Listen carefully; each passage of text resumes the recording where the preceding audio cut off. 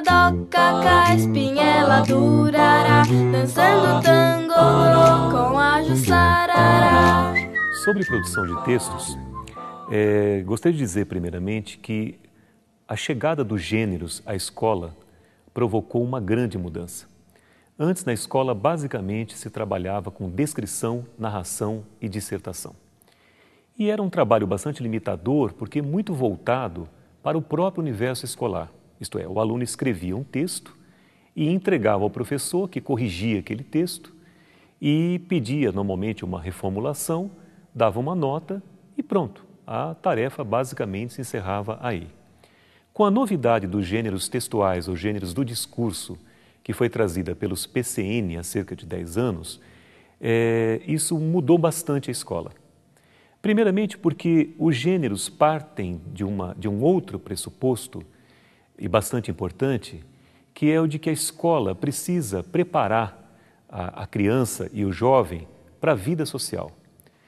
Nesse sentido, a produção de textos, ela deve extrapolar os muros da escola e abraçar a realidade que está lá fora, a realidade social que está lá fora.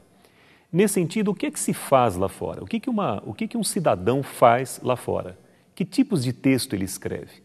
Então, o cidadão ele vai escrever uma carta para alguém, um e-mail para alguém, ele vai escrever uma carta para o seu jornal, porque ele discorda de um artigo que foi publicado, ele pode escrever um ensaio, ele pode, na sua comunidade, escrever um jornal da comunidade, um jornal da igreja, um jornal do sindicato, ele pode escrever um poema, ele pode escrever um conto, né?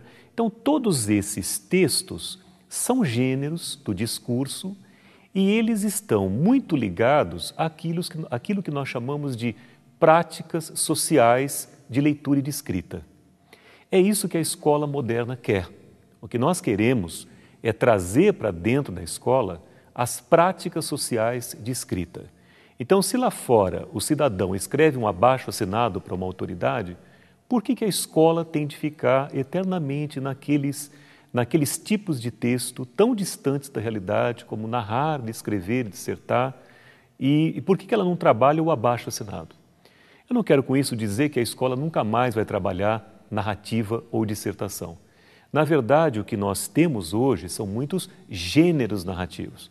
Em vez da dissertação, que ainda é muito solicitada em alguns vestibulares, o que nós temos hoje são chamados gêneros argumentativos, que são da família da dissertação escolar.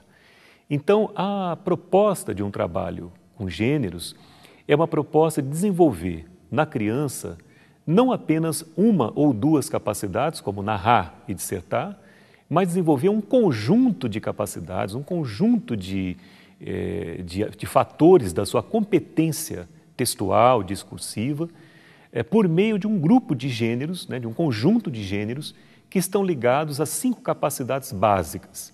A capacidade de narrar, ou seja, de contar histórias fictícias, histórias ficcionais, a capacidade de relatar, ou seja, contar fatos que aconteceram, histórias reais, com pessoas reais, a capacidade de expor, ou seja, de transmitir conhecimentos formais a outras pessoas, a capacidade de instruir, ou seja, de ensinar o outro a fazer alguma coisa, né, que são determinados gêneros como a receita, como regras do jogo, etc., e a capacidade de argumentar, ou seja, é a capacidade de defender um ponto de vista com argumentos, a capacidade de negociar com o outro, respeitar as opiniões do outro.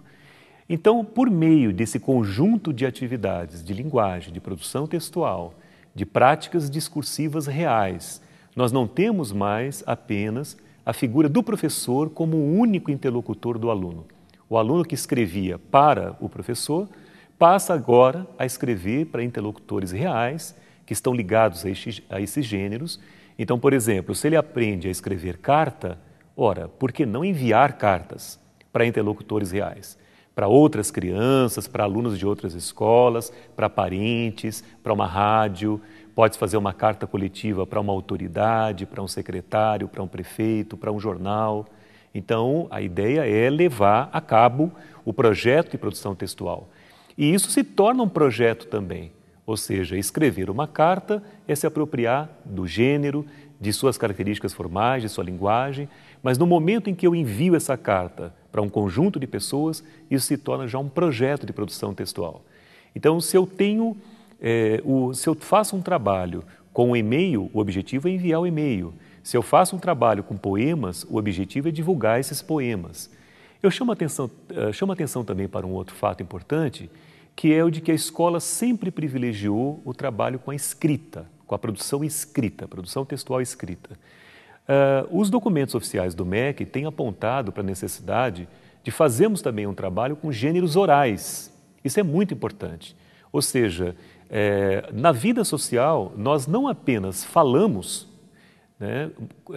Nós não apenas escrevemos, como também falamos. Falamos em situações públicas, né?